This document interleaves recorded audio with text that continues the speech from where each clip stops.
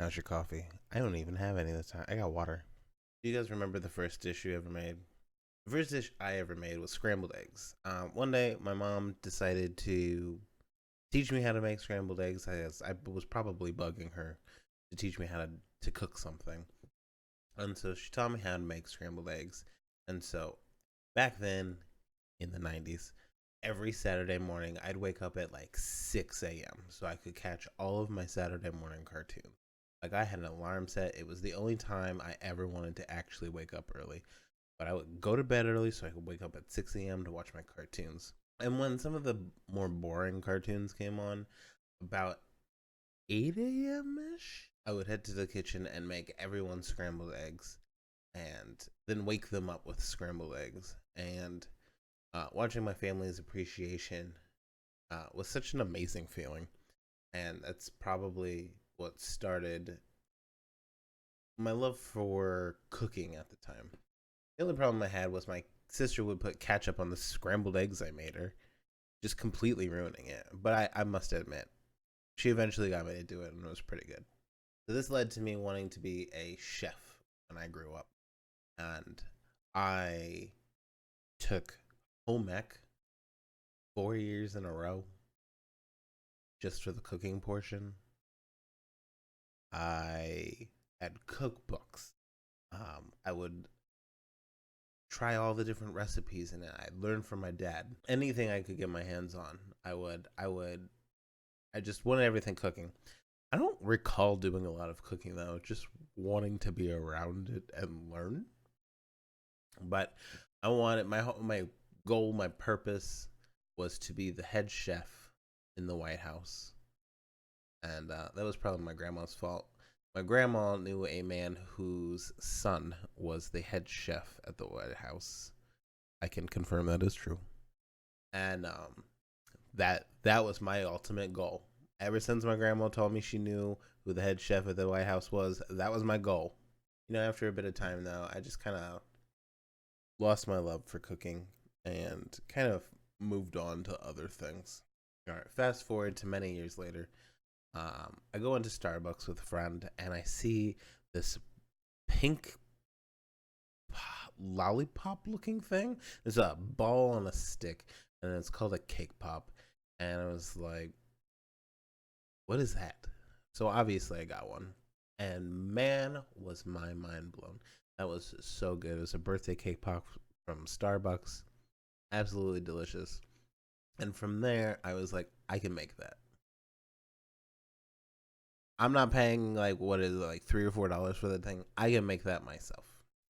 So I eventually started playing with recipes.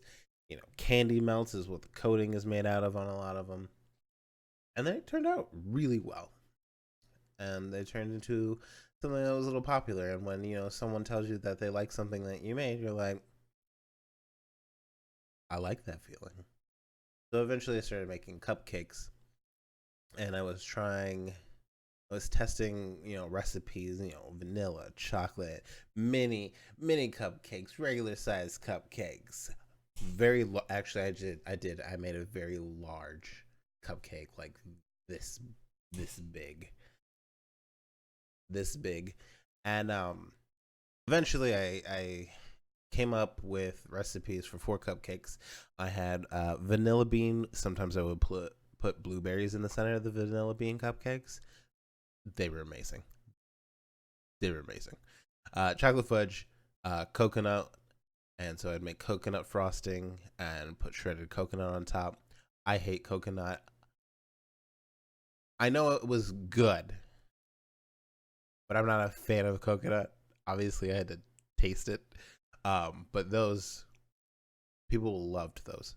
And then my favorite would be the pumpkin cupcakes. And if you guys watch the stream, I have actually made those on stream for you guys. They're so good. And I got cream cheese icing. Mm. So making cupcakes and testing recipes, and eventually, you're surrounded by cupcakes. And so I started taking them to work and giving them away to family, friends, coworkers.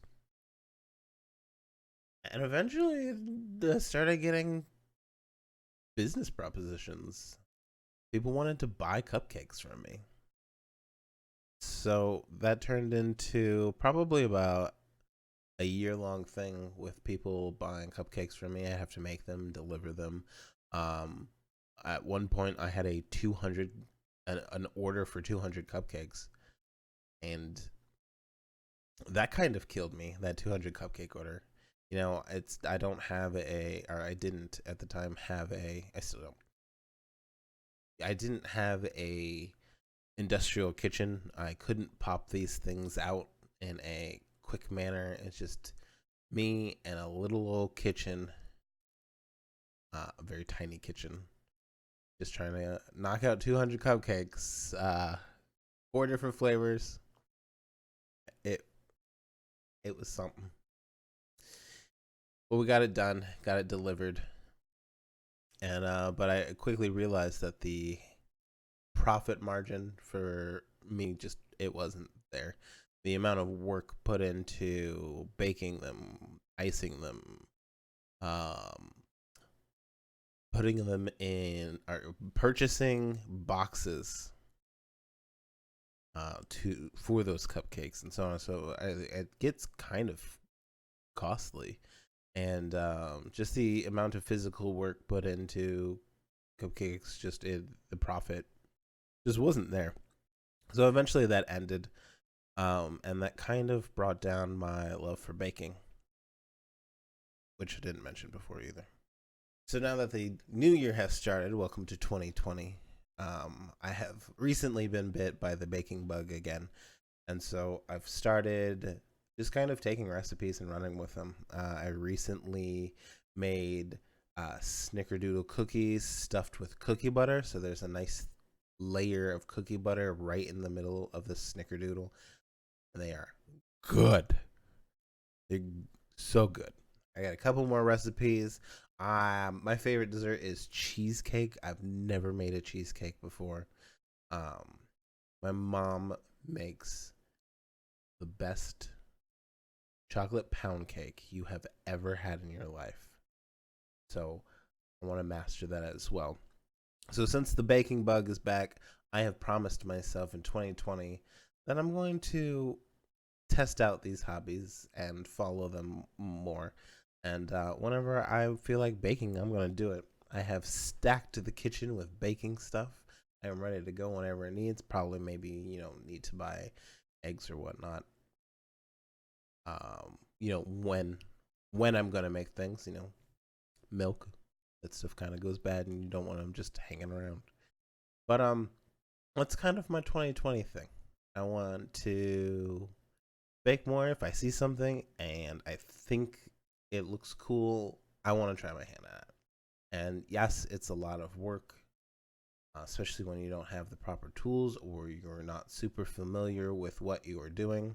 I made my own cookie butter in the snickerdoodle situation, and that was incredibly frustrating to get that right. But when I did, it was perfect. It made such a great cookie, and that was really, really, really, really rewarding. So, you know, I hope in 2020, or I hope 2020 is the year you take some time for yourself, find something that you love and follow through with it, whether that be baking, gaming, uh, fixing up old cars, crafts of any sort, anything like that. Find something where you can kind of just put yourself into it and just have some you time because everybody needs it, whether we realize it or not.